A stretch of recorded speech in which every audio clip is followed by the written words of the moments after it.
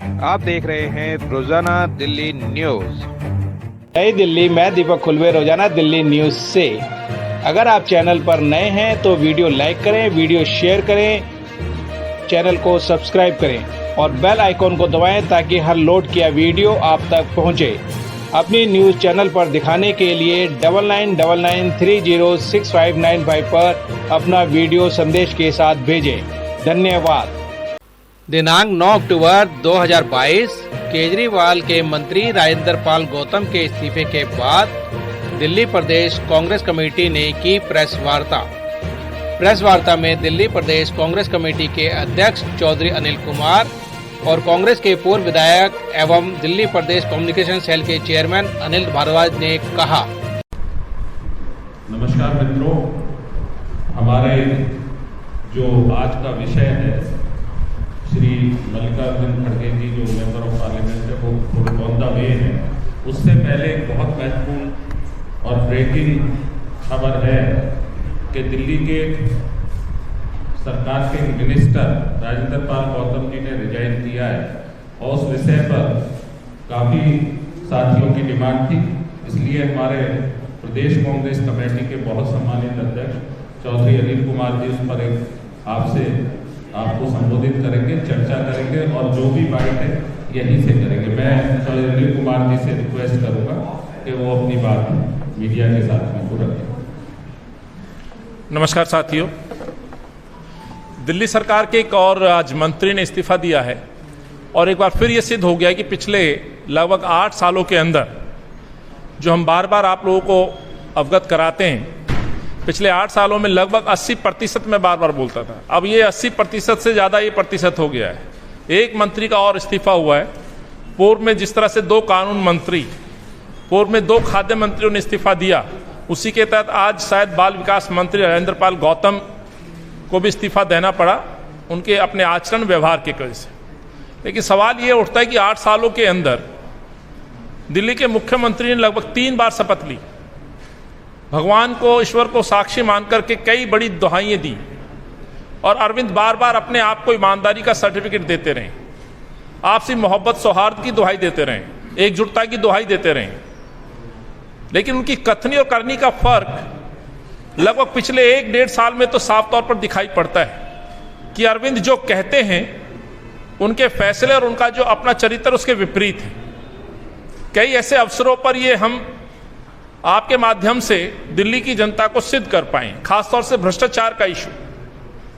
राजेंद्र पाल गौतम का तो इस्तीफा होता है, लेकिन प्रश्न यह है कि दिल्ली की जनता जो आज पूरी तरह से मान चुकी है, ना केवल अरविंद के मंत्री, वित्त मंत्री कहें, शराब मंत्री कहें मनीष सिसोदिया, बल्कि उनके कई ऐसे विधायक हैं जो शराब माफिया के साथ आरोपों में लिप्त हैं। तो अरविंद कब उन मंत्रियों के ऊपर, उन विधायकों पर इस तरह की कार्रवाई करेंगे?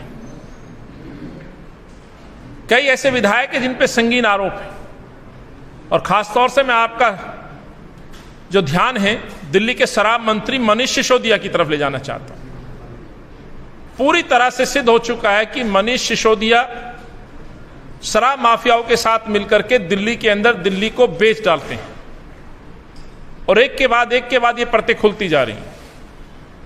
जब अरविंद के सामने पूरे तथ्य आ चुके हैं, अरविंद उनको बचाने की पूरी कोशिश कर रहे हैं और हमारी ये निरंतर मांग है, ईडी पुलिस जब कार्रवाई करेगी गिरफ्तारी की तब गिरफ्तार होंगी, लेकिन पहले दिल्ली के मुख्यमंत्री को इस पे जवाब देना चाहिए कि वो सिसोदिया को कब अपने इस मंत्रिमंडल से बर्खास्त करेंगे। सत्येंद्र जैन जो अब तक ईडी की गिरफ्तारी में है, जेल में है, आज तक उनको मंत्री का ओहदा किस बिहाफ पे दिया हुआ है, यह भी एक बड़ा प्रश्न है। राजेंद्र पाल गौतम आज अपना इस्तीफा देते हैं तो सिसोदिया और सत्येंद्र जैन कब अपने पद को छोड़ेंगे, और यदि वो पद नहीं छोड़ते हैं तो कब अरविंद केजरीवाल उनको उनके पद से बर्खास्त करेंगे? ये मेरा सवाल है अरविंद से। भ्रष्टाचार पर जीरो टॉलरेंस की बात करने वाला आज मुख्यमंत्री जवाब नहीं देते हैं। कई बड़े संगीन आरोप हैं, डीटीसी बस घोटाले का मामला है, शौचालय के डूसिप के जो शौचालय हैं उनके भ्रष्टाचार की कंप्लेंट हमने दी, हमारी जानकारी में पता चला है कि उस पर भी इंक्वायरी शुरू हो गई है। पेंशन घोटाला है, तो कई ऐसे मसले चल रहे हैं। तो हमारी ये मांग है अरविंद केजरीवाल पहले सिसोदिया को बर्खास्त करें, सत्येंद्र जैन को बर्खास्त करें, और एक बार फिर ये कहते हुए कि पूरी की पूरी सरकार, अरविंद सरकार और अरविंद पूरी तरह से अपने विधायक और मंत्रियों के साथ भ्रष्टाचार में लिप्त है, और अरविंद को इस पे भी पूरी तरह से दिल्ली की जनता के सामने तस्वीर सामने रखनी चाहिए, अपना रुख स्पष्ट करना चाहिए कि कब सिसोदिया इस्तीफा देंगे। धन्यवाद। आपको लगता है कि गुजरात विधानसभा चुनाव के चलते ये इस्तीफा हुआ है, ज्यादा प्रभाव उसका है, इस वजह से उन्होंने इस्तीफा किया है? देखिए, अरविंद जिस तरह से पिछले लगभग 6 महीने में बयानबाजी करते रहे, याद होगा जब शराब के आरोप लगने शुरू हुए और जब उनके आरोपों पर जांच हुई, सच्चाई सामने आने लगी, तो अरविंद ने नए नए बहाने, नए नए आरोप बल्कि विपक्ष पे लगाने शुरू किए, और अपने मंत्री को बचाने के लिए भारत रत्न देने तक की बात कर डाली। भ्रष्टाचार में भारत रत्न दिया जाएगा तो मुझे लगता है पहला भारत रत्न शायद मनीष सिसोदिया को दिया जाएगा। फिर इंटरनेशनल मीडिया का उदाहरण दिया गया, खबरों का उदाहरण दिया गया, स्पेशल सेशन लगाया गया।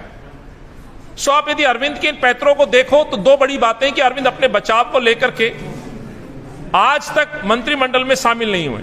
मुख्यमंत्री तो हैं लेकिन किसी भी विभाग के मंत्री नहीं है। क्यों, ये बड़ा प्रश्न है। स्वाभाविक है, कहीं रणनीति के तहत उन्होंने अपने आप को दूर रखा है और दिल्ली को लूटने के लिए मनीष सिसोदिया जैसे भ्रष्ट मंत्रियों को अब तक रखा हुआ है।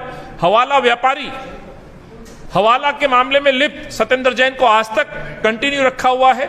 ऐसा कैसे संभव है कि कई महीने से एक मंत्री जेल में है और उसको अरविंद अभी तक हटाते नहीं?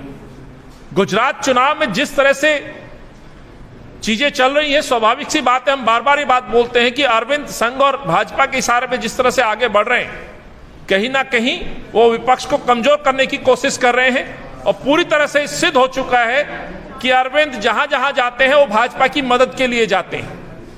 यही कारण है, आप देखें उत्तराखंड देखिए, गोवा देखिए, और शायद वही भूमिका में गुजरात में वो अपना रोल अदा करना चाहते हैं। गुजरात में जब वो बात करते हैं, बहनों से बात करते हैं, बहनों को नए सपने दिखाते हैं, तो उन बहनों को ये नहीं बताते, गुजरात की बहनों को, कि आपने दिल्ली के अंदर महिलाओं को परेशान कर डाला, आपने दिल्ली को शराब की राजधानी बना दिया। आज सबसे ज्यादा विरोध किसी का है दिल्ली में, तो महिलाओं का विरोध है अरविंद के प्रति, युवाओं का विरोध है रोजगार को लेकर के, दिल्ली के बिगड़ते हुए स्वरूप का विरोध है। 16 लाख राशन कार्ड पेंडिंग है, पेंशन अभी तक अटकी पड़ी है, पक्के मकान का जो वादा था वो अधूरा पड़ा है। मैंने देखा आज स्लम के अंदर एक फेस्टिवल शुरू करने जा रहे हैं, कुछ वहां पे नाटक और कुछ तरह के आयोजन करने जा रहे हैं।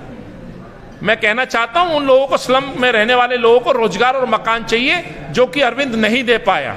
इसलिए गुजरात में जिस तरह की वो भूमिका अदा कर रहे हैं, साफ तौर पे सिद्ध हो चुका है कि भाजपा उनका प्रयोग कर रही है। लेकिन गुजरात के लोग गांधी की मिट्टी से आते हैं, वो समझदार हैं, और अरविंद से सवाल जरूर पूछेंगे कि आम की बात करने वाला व्यक्ति आज खास बन के गुजरात की मिट्टी पर उतरता है, गांधी को ना मानने वाला व्यक्ति गुजरात में जाकर के गांधी को याद करता है। तो कई ऐसे प्रश्न हैं जिनका जवाब गुजरात के लोग अरविंद से मांगेंगे। धन्यवाद। अगर आप चैनल पर नए हैं तो वीडियो लाइक करें, वीडियो शेयर करें और चैनल को सब्सक्राइब करें ताकि हर लोड किया वीडियो आप तक पहुंच सके। अपने इलाके की न्यूज़ चैनल पर दिखाने के लिए 9999306595 पर अपना वीडियो संदेश के साथ भेजें।